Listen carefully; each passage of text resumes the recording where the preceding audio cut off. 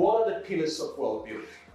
Very, very simple, basic, three aspects of things. Savings, when I say savings, that's savings for opportunities, for investment strategies, diversification, the role of real estate, wealth creation.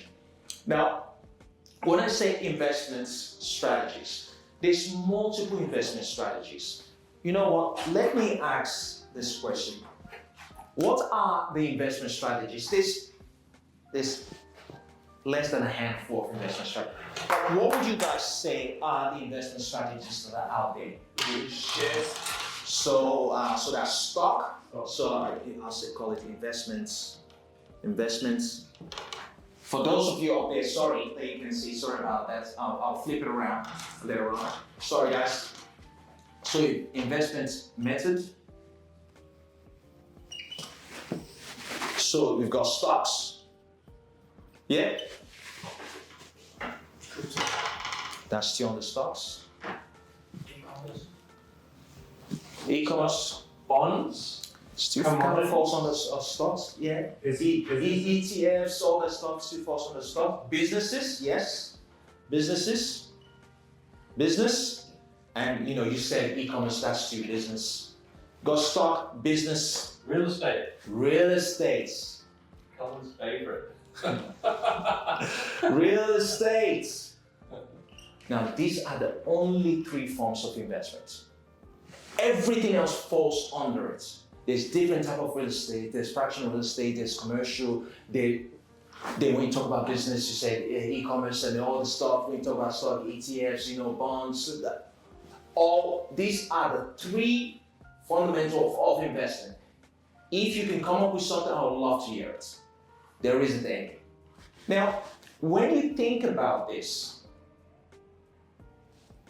you can start going, okay, if these are the three fundamentals of investing, and there's obviously sub-investments underneath all this stuff, then you're gonna start strategically going, okay, what are the ways you can make money from these type of investments? And on average, what are the returns on this type of investments? Right? So let's start with stocks. Based on historical data, could someone guess what is the average return on a global scale stock on investment? Has anyone traded shares? Maybe 6%. 6%? I'm going to the wild guess. Because I don't know much about this topic. 3.75%. 3%. That's definitely a wild guess. Ben? Oh, there's a whole world in there. There's Yeah. like market making, high frequency trading, which Yeah. is not what I know. It's really, I know. I had to do the research on this. I think there's lots of different returns you can get with Yeah. stocks depending upon what you're doing. Yeah. I defer. You to defer? the- On average, it's anywhere from around 8 to 9 or 8 to 10%. So let's just give you the highest, 10% return on investment. I also have investment methods. Would we now say digital assets is an investment method? For example, like you have a YouTube channel here. If you invest in your YouTube channel, that It's a YouTube business. channel- It's a business. That's a business. That's false on a business. All right. You're running a business. Let's go to real estate. But real estate, we're going to focus on in Australia because it's going to be hard to say global real estate. Let's talk about real estate in Australia. What's the average return in Australia?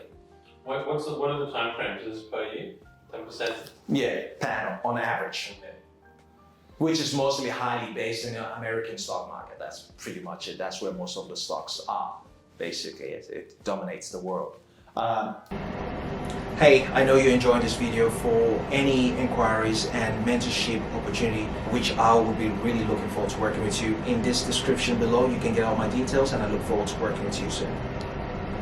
What would you say Australian real estate average return? 7%. I have to sit out this one. Sit this I'd one? say 12. 12%? Cool. Well, the average itself is actually 5 to 6%. But in the last 2-3 years, the average in most capital cities was around 10% due to COVID.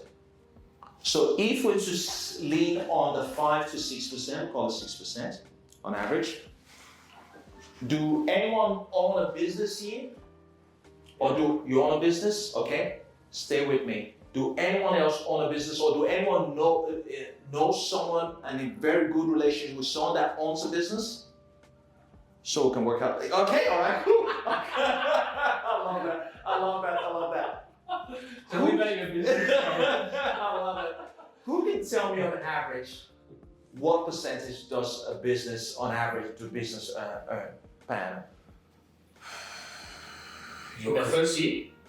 Oh, I like where you're going with this. I love this. The first year? What type of Well, it's going to be a little bit hard. Why? It's very simple. because the more The more you do, the more you earn.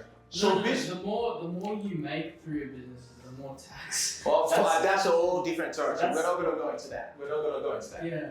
But if there was a bunch of business owners and I asked the question, how much did your business grow last year? Some people say 5%. How much did your business grow the year before? Let's say 5 years ago, how much did your business grow? 5%. The year after that, 10%. The year after that, 15%. The year after that, 20%. The year after that, 30%. The year after that, 100%. On average, businesses are growing by 25 to 30%. What do you mean? What do they mean by they say 5% or 3%? Why can't they just say a dollar bill of the thing that annum they're making instead of just percentage? Well, Is it do they keep that 5% and then they take it to the bank or? I love the way you obviously, I like the way you're thinking. Why don't they just say the dollar amount? Is it like a secret term? It's not a secret term. I think you can explain this better. Equity. Yeah. Explain it. Like, I guess, the equity of someone's business. So, I don't know, say you make sandwiches or something like that, and it costs you, you have to borrow $100 to buy ingredients, and then you make sandwiches, and you're earning enough income to pay your interest, and then over time the prices go up, and then your business is just valued higher. I'm not sure if that's a good explanation. No, that's fine. I think you got the point. Yeah, when the price increases, your percentage increases. Well, there's all kinds of different reasons, or if people want to buy your business, how much people are offering to pay for your business might increase by 5%. So That's Okay, so let's go with 30% in this case, right? Now you might start looking at this going, if businesses is going by 30% on average, 30% on average, maybe I should go in towards the line of owning a business. Then obviously we all know the statistic of running a business. The first year of starting a business, more than 50% of them fail. In the next 5 years, the leftover of that 50%, 70% of that leftover business, 50% fails as well.